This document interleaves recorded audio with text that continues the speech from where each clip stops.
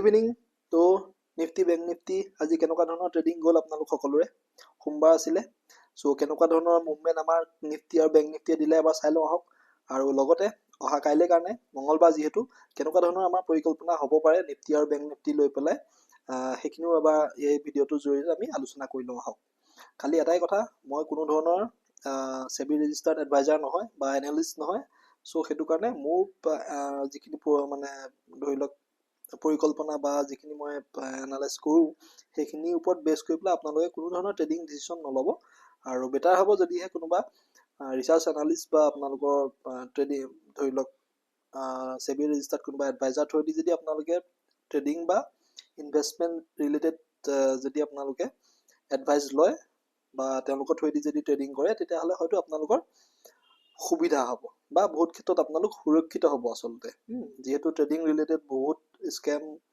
বৰ্তমান অসমত চলি আছে আৰু ট্ৰেডিং শব্দটোৱে মানে এটা ডাঙৰ ধৰি লওক স্কেম নিচিনা বহুত মানুহৰ মুখে মুখে ওলাই গৈছে কিন্তু যিসকলে ৰেগুলাৰ ট্ৰেডিং কৰি আছে বা কৰিব জানে তেওঁলোকে গোটেই বস্তুখিনি আচলতে বুজি পায় সো আমি যিহেতু বহুত দিনৰ পৰা এই বস্তুখিনি কৰি আছো আৰু আমি ডেইলি কিখিনি আলোচনা কৰোঁ সেইখিনি কোনোবাই ভিডিঅ'টো চালেই আচলতে গম পাব হ'লেও মোৰ ফালৰ পৰা ক'বলগীয়া এইখিনি মই স্পষ্টকৈ কৈ দিছোঁ এতিয়া আজি আচলতে মই দিনতো এটা ভিডিঅ' পোষ্ট কৰিছিলোঁ 11মান বজাৰ আশে পাশে মাৰ্কেটখনে আচলতে আমাক বা চাৰ্টখনে আমাক নিফটি কেনেকুৱা ধৰণৰ আমাক ইংগিত দি আছে বা ক'বলৈ গৈ আছে সেই বস্তুখিনিৰ ওপৰত বেছ কৰি পেলাই মই সৰুকৈ ভিডিঅ' এটা বনাইছিলোঁ কেনেকৈ আমি বস্তুখিনি চাওঁ বা আমি চিন্তাধাৰণা সেইটো আমাৰ কেনেকুৱা হয় যিহেতু আমি অপশ্যন বায়াৰ হয় আৰু অপশ্যন বায়াৰ আচলতে ফাষ্ট মুভমেণ্টত যদি আমি ট্ৰেড ল'ব পাৰোঁ তেতিয়াহে আচলতে আমাৰ কিবা এটা বেনিফিট হয় আচলতে ইভাগে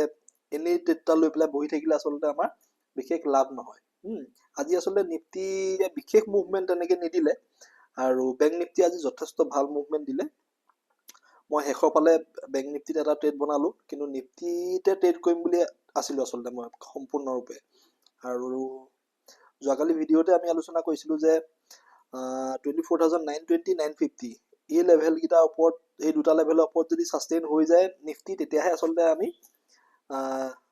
হয়তো 25,000ৰ লেভেলৰ ফালে নিফটিক যোৱা দেখিবলৈ পাৰোঁ বা পাৰিলোহেঁতেন কিন্তু আজি দুৰ্ভাগ্যবশত চেষ্টাটো ই কৰিলে কিন্তু ক্লজিংটো আচলতে 24,950ৰ তলতহে দিলে যিহেতু আজি অপেনিং আচলতে গেপ ডাউনে অপেনিং হৈছিলে আমি গমো পাইছিলোঁ যিখিনি আমি সদায় অপশ্যন ট্ৰেডিঙৰ লগত জড়িত আমি গমেই পাইছিলোঁ গ্ল'বেল মাৰ্কেটৰ যিহেতু ইম্পেক্ট আছিলে সেইটো কাৰণে গেপ ডাউন যিমানটো ভাবিছিলোঁ তাতকৈ আচলতে বহুত কম গেপ ডাউন হ'ল আৰু 24,780 এটা ছাপোৰ্ট লেভেলতে হেমাৰ কেণ্ডেল বনাই পেলাই যিহেতু অপেনিং আজি হৈছিলে আমাৰ চ' বহুত ক্ষেত্ৰত মাৰ্কেটখন হয়তো পজিটিভ হ'ব পাৰে বুলি আমি বহুতে ভাবি আছিলোঁ এবাৰলৈ ই দেখালেও আমাক 780 লেভেলটো ভাঙি পেলাই প্ৰায় 9টা 25ৰ যিডাল কেণ্ডেল আছিলে আচলতে আমাক ভাঙি পেলাই দেখালেও কিন্তু লগে লগে আচলতে ৰিভাৰ্চ হৈ গ'ল 9টা 30ৰ যিডাল কেণ্ডেল লগালগ ৰিভাৰ্চ হৈ পেলাই 780 ওপৰতে আচলতে ক্লজিং কৰিলে আৰু তাৰপিছৰ পৰা যি ওপৰলৈ লাহে লাহে যাবলৈ আৰম্ভ কৰিলে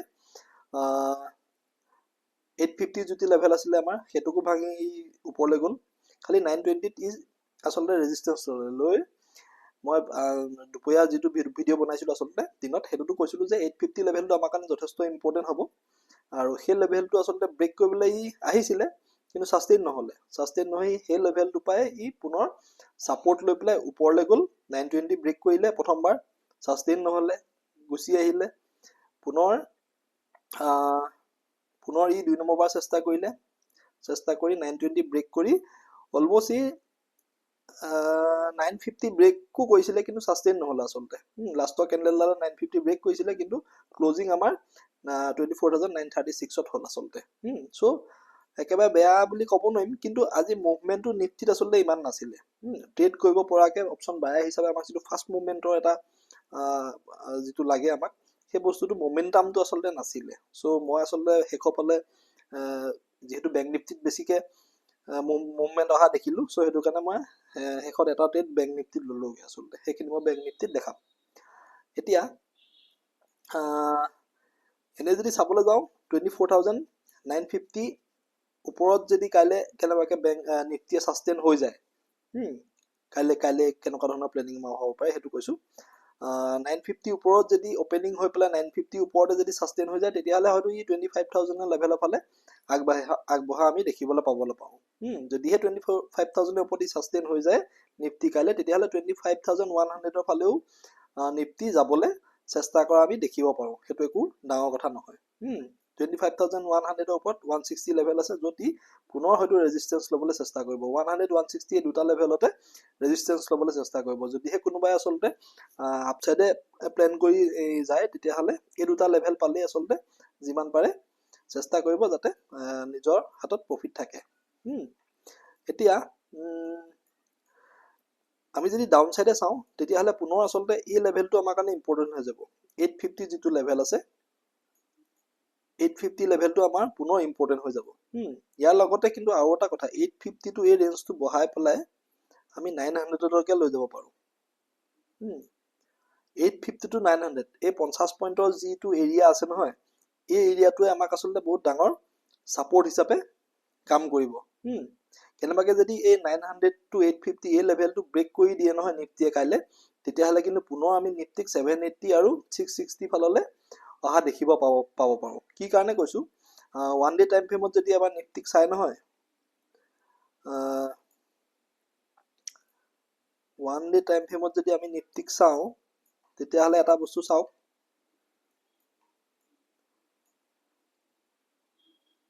ই RSI 50 লেভেলত সাপোৰ্ট লৈ পেলাই ওপৰলৈ যাবলৈ চেষ্টা কৰিছে বা যোৱা শুকুৰবাৰে যিডাল কেণ্ডেল বনাইছিলে সেইডালৰ 50% লৈকে আচলতে অহা নাই 50% তলত আচলতে ক্লোজিং দিছে সো চান্স আছে এতিয়াও যদি কিবা কাৰণত ই আচলতে পুনৰ সেই 25100 100 লেভেলৰ পৰা ৰেজিষ্টেন্স পাই পেলাই পুনৰ হয়তো ই তললৈ অহা পসিবিলিটি আছে সো যদি তেনেকে আহে তেতিয়াহ'লে আমাৰ আচলতে এই 850 to 900 যিটো লেভেল আছে সেইটো বহুত ইম্পৰ্টেন্ট ৰোল প্লে কৰিব আচলতে কাৰণ এই এৰিয়াটো পাই যিহেতু আজি আমাক মাৰ্কেটখন সাস্টেইন হৈ গৈছে সো এই এৰিয়াটো যথেষ্ট ইম্পৰ্টেন্ট হ'ব 24850 বা 24900 এই লেভেলটো সেইটো কাৰণে অলপ কেয়াৰফুলি চাব আচলতে যদিহে বোলে নহয় গ্যাপ আপে অপেনিং হৈ গ'ল 25000 ওপৰত আৰু সাস্টেইন হৈ গ'ল তাৰ পিছত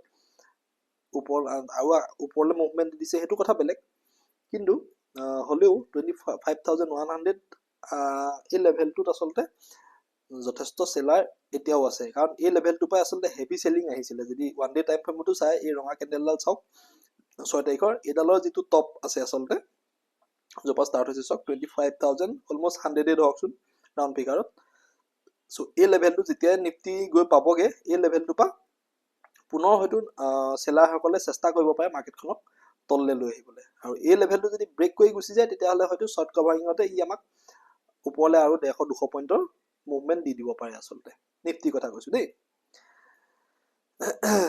তো নিফটি গোটেই বস্তুখিনি গম পালে এতিয়া বেংক নিফটি এবাৰ চাই লওঁ বেংক নিফটি আজি ধুনীয়া মুভমেন্ট দিলে আচলতে বেংক নিফটিৰ কাৰণে আজি আচলতে নিফটি মোটামুটি পজিটিভ হোৱা আমি দেখিলো কিন্তু নিফটিত ইমান তেনেকুৱা একো বিশেষ মুভমেন্ট নাছিলে আচলতে যিটো অপচন বায়াৰ হিচাপে আমাক লাগে সেই মুভমেন্টটো আজি আচলতে বেংক নিফটিয়ে দি আছিলে বেংক নিফটিও আচলতে গ্যাপ ডাউনে ওপেনিং হৈছিলে আৰু 50450 আমি সাপোৰ্ট লেভেল কৈছিলো সেই লেভেলটো আচলতে পুনৰ বচাই দিলে যদিও ব্ৰেক কৰিবলৈ চেষ্টা কৰিছিলে নিফটিয়ে যেনেকৈ এবাৰ চেষ্টা কৰিছিলে ইও আচলতে ব্ৰেক কৰি দেখাইছিলে আমাক এটো যদি চাই 9:25 কেণ্ডেলডাল যদি চাই নহয় ই অলমোষ্ট 350 আশে-পাশে বা 360 লৈকে এই এনেকুৱা লেভেললৈকে ই ব্ৰেক কৰি দেখাইছিলে আমাক কিন্তু যিডাল ডাঙৰ কেণ্ডেল চাওকচোন 9:30ত বনিছে 9:30 কেণ্ডেলডাল চাওক গ্ৰীণ কালাৰ যিডাল ডাঙৰ কেণ্ডেল বনিছে অলমোষ্ট 50430 পা 50600 লৈকে 150 পইণ্টৰ মুভমেন্ট দি দিছে এডাল কেণ্ডেলতে সো এনেকুৱা কেণ্ডেল এডাল যেতিয়া আহি যায় তেতিয়া ডেফিনেটলি আচলতে কল সেলাৰসকল যিসকল আছিলে তেওঁলোকে ভয় খাবলৈ ষ্টাৰ্ট কৰি দিয়ে আৰু 50600 800 এই দুইটা লেভেল আমাৰ কাৰণে ইম্পৰ্টেন্ট আছিলে মই কালিও কৈছিলো যে 600 ৰ ওপৰত যদি সাস্টেইন হৈ যায় মাৰ্কেট তেতিয়াহ'লে হয়তো আপসাইডৰ কাৰণে বেংক নিফটি যোৱা আমি দেখিবলৈ পাব পাৰো আৰু কললৈকে যাব বুলি প্ল্যান কৰিছিলো কিবা কাৰণত যদি 50800 ব্ৰেক কৰি দিয়ে তেতিয়াহ'লে 51000 লৈকে মিনিমাম যাব বুলি আমি আচলতে আমি আগৰ ভিডিঅ'টোত আলোচনাও কৰিছিলো এতিয়া ধুনীয়া মুভমেণ্ট দিছে আচলতে। মই কেতিয়া এণ্ট্ৰি লৈছোঁ বুলি কওঁ, মই আচলতে অকণমান লেট হৈ গ'ল মোৰ এণ্ট্ৰি লোৱাটো, আৰু মই আজি এণ্ট্ৰিও ল'লোঁ, প্ৰফিটো হ'ল বাৰু, কিন্তু মোৰ আচলতে এছ এলো এটা গ'ল। ইয়াৰ মাজতে এছ এলো গ'ল। প্ৰথম যিটো মই এণ্ট্ৰি লৈছিলোঁ, এটা 10ত লৈছিলোঁ এণ্ট্ৰি। এই যিডাল ৰঙা কালাৰৰ ডজি কেণ্ডেল দেখিছে আচলতে, এই ডজি কালাৰ কেণ্ডেলডালত মই এণ্ট্ৰি লৈছিলোঁ। এইডাল এই এটা 10ৰ যিডাল কেণ্ডেল, এইডালত মই এণ্ট্ৰি লৈছিলোঁ। কিন্তু যিহেতু ডজিডালৰ যিটো ল' পইণ্ট আছিলে সেইটোৱে মোৰ এছ এল আছিলে। পিছৰ যিডাল কেণ্ডেল বনালে, হেমাৰ কেণ্ডেল বনাইছে, দেখিছেনে? এটা 15 যিডাল কেণ্ডেল, সেইডাল হেমাৰ কেণ্ডেল। সেই কেণ্ডেলডাল কিন্তু মোৰ আচলতে এছ এলটো লৈ গ'ল। আৰু এছ এল মই আপোনালোকক আগতো কৈছোঁ যে মই ছিষ্টেমত লগাই থওঁ। এইডালে মোৰ লগাই থওক এছ এলটো লৈ গুচি গ'ল। কিন্তু মই এইডালতে পুনৰ এণ্ট্ৰি কৰিলোঁ, খালি মোৰ অলপ ওপৰ ছাইডে হ'ল এণ্ট্ৰিটো। আৰু 50,500ৰ মই ষ্ট্ৰাইক প্ৰাইচ লৈছিলোঁ আচলতে দেই। যিহেতু আপছাইডে আচলতে অকণমান ডাউট আছিলে কিমান যাব পাৰে নাপায় লৈ পেলাই। চ' সেইটো কাৰণে মই অলপ ইণ্ডামানিয়ে আচলতে ট্ৰেড লৈছিলোঁ, ষ্ট্ৰাইক প্ৰাইচ লৈছিলোঁ। আৰু এইডাল যিডাল কেণ্ডেল, লাকিলি মই এইডাল কেণ্ডেল পাই গ'লোঁ আচলতে। মোৰ যদিও এছ এল গুচি গ'ল, এছ এল গুচি গ'লেও আচলতে এই যিডাল কেণ্ডেল, এটা 20ৰ কেণ্ডেল, এইডাল মই ট্ৰেড কৰিব পাৰিলোঁ। আৰু এইডালতে মই এক্সিটো হৈ দিলোঁ আচলতে। প্ৰায় মই 40 কিমান পইণ্টমান মই পাইছিলোঁ আচলতে, বেছিয়ে পাইছিলোঁ অকণমান। এইডালতে মই এক্সিটো হৈ দিলোঁ। কিন্তু যেতিয়া কণ্টিনিউ মুভমেণ্ট দিছে আচলতে, ইয়াৰ পিছৰডালো ধুনীয়া মুভমেণ্ট দিছে আচলতে বেংক নিফটিয়ে। চ' এইখিনি কণ্টিনিউ কৰাৰ পিছত যেতিয়া 50,800ৰ লেভেলত পুনৰ ছাপৰ্ট লোৱা মই দেখিবলৈ পালোঁ বেংক নিফটিয়ে, তেতিয়া মই গৈ পেলাই পুনৰ এই যিডাল কেণ্ডেল দেখিছেনে, এই গ্ৰীণ কালাৰ এডাল কেণ্ডেল, এই যিডাল কেণ্ডেল প্ৰায় এইটো 2:30ৰ যিডাল কেণ্ডেল, এই কেণ্ডেলডালত মই কম কোৱান্টিটি লৈ পেলাই মই এণ্ট্ৰি লৈছিলোঁ। আৰু এইবাৰো কপাল ভাল আচলতে, ধুনীয়াকৈ এইডাল কেণ্ডেল মই পাই গ'লোঁ। প্ৰায় বেছি পইণ্ট নাই পোৱা বাৰু। এইডালত মই এই যেতিয়া 51,000ৰ ৰেজিষ্টেঞ্চৰ ওচৰলৈ গৈছিলে, মই আচলতে তেতিয়াই লগে লগে এক্সিট হৈ দিলোঁ। অলমষ্ট 28-29 মান পইণ্ট মুঠতে মোৰ আহিলে আচলতে। কিন্তু যদি ৰ'লোহেঁতেন হয়তো ভাল মুভমেণ্টে পালোঁ, কিন্তু 51,000ও ব্ৰেক কৰি পেলাই এই ওপৰত ছাষ্টেইন হৈ গৈছিলে। তো ক্লজিঙো ধুনীয়াকৈ 51,100ৰ ওপৰতে আমাক ক্লজিং দিছে। চ' কাইলৈ কাৰণে আমাৰ কেনেকুৱা ধৰণৰ পৰিকল্পনা হ'ব পাৰে বা কেনেকুৱা ধৰণৰ মুভমেণ্ট আমি আশা কৰিব পাৰোঁ বেংক নিফটিৰ পৰা, সেইটো এবাৰ চাই লওঁ আহক। এতিয়া 51,250 বহুত আগৰ পৰা এই লেভেলটোৱে আমাক যেতিয়া ইয়াৰ ওপৰত আছিলে মাৰ্কেটখন, তেতিয়া আমাক বচাই আহি আছিলে। এই লেভেলটো আমাৰ কাৰণে সেইটো কাৰণে বহুত ইম্পৰ্টেণ্ট আছিলে। এতিয়া যেতিয়া ইয়াক ব্ৰেক কৰিলে, ব্ৰেক কৰাৰ পিছত যথেষ্ট ডাঙৰ আমি ফল দেখা পাইছিলোঁ আচলতে মাৰ্কেটত 51,250 ব্ৰেক কৰাৰ পিছত। চ' এতিয়া কি হ'ব, যেতিয়া মাৰ্কেটখন এতিয়া ওপৰলৈ গৈ আছে, ওপৰলৈ গৈ থাকোঁতে 51,250য়ে এইবাৰ কিন্তু আমাক ছাপৰ্ট নিদিয়ে। 51,250 লেভেলটোৱে আমাক এইবাৰ ৰেজিষ্টেঞ্চ হিচাপে কাম কৰিব। কিমান ডাঙৰ ৰেজিষ্টেঞ্চ হ'ব সেইটো বেলেগ কথা, কিন্তু ই ৰেজিষ্টেঞ্চ হিচাপে আমাক কাম কৰিব। যিহেতু এইবাৰ আমি তলৰ পৰা ওপৰলৈ গৈছোঁ আৰু ইয়াত যথেষ্ট কলচেলাৰ হয়তো বহি আছে।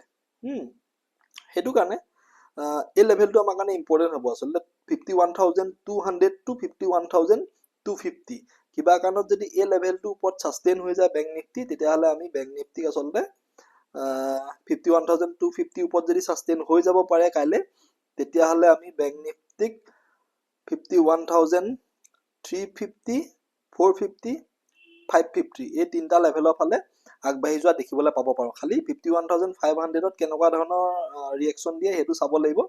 যদিহে 51,500ক ব্ৰেক কৰি টিকিব পাৰে, তেতিয়াহ'লে অহা দিনকেইটাত আমি ভাল মুভমেণ্ট হয়তো আপছাইডৰ কাৰণে আশা কৰিব পাৰোঁ বেংক নিফটিৰ পৰা। বাকী ডাউন ছাইডে যদি আমি প্লেন কৰিবলৈ হয় বা ডাউন ছাইডে আমি কেনেকুৱা ধৰণৰ মুভমেণ্ট দেখিব পাৰোঁ, সেইটো কাৰণেও আচলতে ইম্পৰ্টেণ্ট হৈ যাব এই 50,800ৰ লেভেলটো। যদিহে কিবা কাৰণত 50,800 লেভেলটো পুনৰ কাইলৈ ব্ৰেক কৰে ডাউন ছাইডে বেংক নিফটিয়ে, তেতিয়াহ'লে 600ত আহি ছাপৰ্ট ল'বলৈ চেষ্টা কৰিব। যদি ৰাখিব নোৱাৰে তেতিয়াহ'লে 450, আৰু কিবা কাৰণত যদি 450 ব্ৰেক কৰিবলৈ হয় তেতিয়াহ'লে 250 আৰু 50,000 এই লেভেলকেইটাৰ ফালে বেংক নিফটিক তললৈ অহা আমি হয়তো দেখিবলৈ পাব পাৰোঁ। ঠিক আছে, ওৱান ডেত যদি আমি এবাৰ ইয়াৰ ষ্ট্ৰাকচাৰটো চাওঁ, তেতিয়াহ'লে আমি কেনেকুৱা দেখিম। এটা বস্তু চাওক, বেংক নিফটিয়ে কিন্তু প্ৰিভিয়াছ যিডাল কেণ্ডেল ৰেড কালাৰত বনাইছিলে সেইডালৰ অলমষ্ট 80% কভাৰ কৰি ল'লে আজি কেণ্ডেলডালে, নিফটিয়ে যিটো পৰা নাই। ওৱান ডে টাইম ফ্ৰেমত যদি চাই বেংক নিফটি আজি ধুনীয়া ডাঙৰ কেণ্ডেল এডালত বনাই পেলাই অলমষ্ট 80% কভাৰ কৰি লৈছে। চ' সেইটো কাৰণে আমি হয়তো বেংক নিফটিত আচলতে আমি আশা কৰিছোঁ যাতে ই কাইলৈ পুনৰ ভাল মুভমেণ্ট এটা আমাক হয়তো ওপৰ চাইডে দেখাব পাৰে। আৰু কিবা কাৰণত যদি নেদেখায় তেতিয়াহ'লে সেই ইম্পৰ্টেণ্ট সেই লেভেলটোৱে হ'ব আচলতে 450 লেভেলটোৱে ইম্পৰ্টেণ্ট হ'ব। সেইটো লেভেল যদি কিবা কাৰণত ব্ৰেক কৰে তেতিয়াহ'লে আমি ডাঙৰ ডাউন চাইডে আচলতে আমি ডাঙৰ টাৰ্গেট পাব পাৰিম। বাকী লেভেল ৱাইজ গোটেই বস্তুখিনিয়ে আমি চাৰ্টত ৰাখিছোঁ। আৰু আমি যিহেতু অপশ্যন বায়াৰ হয় বহুত কম টাইম পাওঁ আচলতে আমি ডিচিশ্যন ল'বৰ কাৰণে। চ' সেইটো কাৰণে চেষ্টা কৰিব যাতে মানে যি দুই এটা ট্ৰেড আমি যাতে লওঁ সেইটো যাতে শুদ্ধ হওক। আৰু অফিচ বা এনেকৈ ব্যস্ত থকা মানুহখিনিয়ে অপশ্যন ট্ৰেডিং কৰিব নে নকৰিব সেইটো এটা আজি মই এনেই ফেচবুকত পাইছোঁ। চাওক সেইটো আচলতে ডিপেণ্ড কৰে। অফিচ সাধাৰণতে অপশ্যন ট্ৰেডিং হৈ গ'ল বহুত ৰিস্কি। মই সদায় কৈছোঁ ভিডিঅ'ত বহুত ৰিস্কি, বহুত আপুনি প্ৰত্যেকটো মুহূৰ্তত আচলতে মাৰ্কেটখন চাই থাকিব পাৰিব লাগে আচলতে। যদি আপুনি ট্ৰেড এটা ল'লে তাৰপিছততো আপুনি আৰু বেছি কনচিয়াছ হৈ থাকিব লাগে। চ' সেইটো কাৰণে হয়তো অফিচ চাকৰি কৰা বা এনেকুৱা গভৰ্ণমেণ্টৰ চাকৰি তাকৰি কৰা মানুহখিনিৰ কাৰণে আচলতে অপশ্যন ট্ৰেডিংটো অকণমান টান হৈ যায়। কিন্তু পৃথিৱীত নোৱাৰা কাম আচলতে কিনো আছে, নোৱাৰা কামটো একো নাই। নিজৰ খালি অকণমান স্কিল লাগে আৰু যদি অকণমান ষ্ট্ৰেটেজি বেছ ট্ৰেডিং কৰে বা অপশ্যন ট্ৰেডিং কৰে বায়াৰ হিচাপেও কিছু কিছু ক্ষেত্ৰত আচলতে সফল হোৱা দেখা যায়। একেবাৰে মানে অকল বোলে আমাৰ নিচিনা বোলে বেলেগ কাম নথকা বেকাৰ আমি মানুহ অকল ট্ৰেডিঙকে কৰি থাকোঁ, আমাৰখিনিৰ কাৰণেহে যে অপশ্যন বাইং বা অপশ্যন ট্ৰেডিং তেনেকুৱা নহয় আচলতে। বহুত সফল মানুহ আছে মই পাৰ্চনেলিও চিনি পাওঁ যোনে নেকি চাকৰিও কৰে প্লাছ অপশ্যন বাইঙো কৰে। তেওঁলোকে কেনেকৈ টাইম মেনেজমেণ্ট কৰিছে, কেনেকৈ ষ্টাডি কৰিছে সেইটো তেওঁলোকৰ এটা স্কিল, তেওঁলোকৰ নিজৰ ইণ্টাৰেষ্ট আছে, সেইটো কথা আচলতে। বাকী আৰু চব নিজৰ নিজৰ ওপৰত কথা ন। মানুহৰ মাইণ্ডটো আচলতে ইমানো মানে এনেকুৱা নহয় যে মাল্টিপুল কাম কৰিব নোৱাৰিব। আমাৰ মাইণ্ড যথেষ্ট ষ্ট্ৰং আছে। আমি কেনেকৈ তাক ডেভেলপ কৰিছোঁ, কেনেকৈ তাক কি মানে গ্ৰ' কৰিছোঁ সেইটোৰ ওপৰতো বহুত ডিপেণ্ড কৰে আচলতে। আৰু এটা কথা ধৰি লওক এইখন এখন মাৰ্কেট মানে বজাৰেই হয় ন। ইয়াত কিনা বেচা গোটেই প্ৰচিডিঅ'টো পইচাৰ ওপৰত হয়। মানি মাৰ্কেট বুলি আমি কওঁ আচলতে। চ' আমাৰ ওচৰত যিহেতু অপশ্যন এটা আছে যে ক'ৰবাৰ পৰা আমি হয়তো 500-1000 টকা এটা ইনকাম কৰিব পৰা এটা অপশ্যন আমাৰ হাতত আছে, য'ত নেকি আমি ধৰি লওক গোটেই পইচাৰ কণ্ট্ৰলটো কিনা বেচা গোটেই কণ্ট্ৰলটো আমাৰ নিজৰ ওচৰতে আছে। চ' তেনেকুৱা ক্ষেত্ৰত য'ত নেকি আমি ফিজিকেলি যাবও নালাগে, ৰ'দ বৰষুণ লৈ পেলাই একো কথা নাই, আৰু বোলে কিবা বোলে দোকান চোকানো নহয় বোলে ষ্টক আমি কৰিব লাগিব, গ্ৰাহক আহিব নাহিব তেনেকুৱা লৈও একো প্ৰব্লেম নাই। চ' তেনেকুৱা ক্ষেত্ৰত টান হয় মানিছোঁ, কিন্তু ইম্পচিবল নহয় আচলতে। বেছিকৈ কৰিব নালাগে, অলপ ষ্ট্ৰেটেজি লগাই পেলাই যদি কৰে তেতিয়াহ'লে হয়তো সফল হোৱাৰ সম্ভাৱনা আচলতে আছে, একেবাৰে নথকা নহয় আচলতে। মই সেইটো কাৰণে অকণমান দীঘলীয়া নকৰোঁ, আজি এনেই বতাহটো অকণমান বেয়া চলি আছে। বাকী পিছৰ পৰাই এইখিনি বস্তু আলোচনা কৰিম বাৰু। খালি মই RSI ভেলু মই 5 মিনিটৰ টাইম ফ্ৰেমত চাই আছোঁ দেই। RSI ভেলু অকণমান হাই লেভেলত আছে। চ' কাইলৈ হয়তো প্ৰথম অৱস্থাত অকণমান মাৰ্কেটখনে ডিপ লোৱা আমি দেখিবলৈ হয়তো পাব পাৰোঁ কিবা কাৰণত দেই। আৰু হ'লেও 51,000ৰ লেভেলটো বেংক নিফটিৰ কাৰণে ইম্পৰ্টেণ্ট হ'ব, যিহেতু এটা ৰাউণ্ড লেভেল ছাপৰ্ট লেভেল, সেইটো আপোনালোক চবেই বুজি পায়। চ' ৱেইট কৰিব, ৱেইট কৰি মাৰ্কেটৰ যিটো ডাইৰেকশ্যনৰ মুভমেণ্ট দিবলৈ ষ্টাৰ্ট কৰে সেই ডাইৰেকশ্যনটো আমি কেটচ কৰিব পাৰিলেই আচলতে বহুত আমি 50% আমাৰ হাতত আচলতে আহে গোটেই বস্তুখিনি। ঠিক আছে, এতিয়ালৈকে যদি কোনোবাই চাই আছে ধন্যবাদ। আৰু কিবা যদি শুধৰাব লাগে ভুল শুদ্ধ থাকিব পাৰে মানুহৰ জনাব কমেণ্ট কৰি। আমাৰ বিশেষ ভিউৱাৰ নাই, 2-এজন 4-জন 5জনেই দেখোঁ। হ'লেও মনত দুখ একো নাই বাৰু, যি 2-এজনে চাইছে সেইসকলৰ কাৰণেই মই যিখিনি কৰিব পাৰোঁ কৰিছোঁ বাৰু। দিয়ক ধন্যবাদ।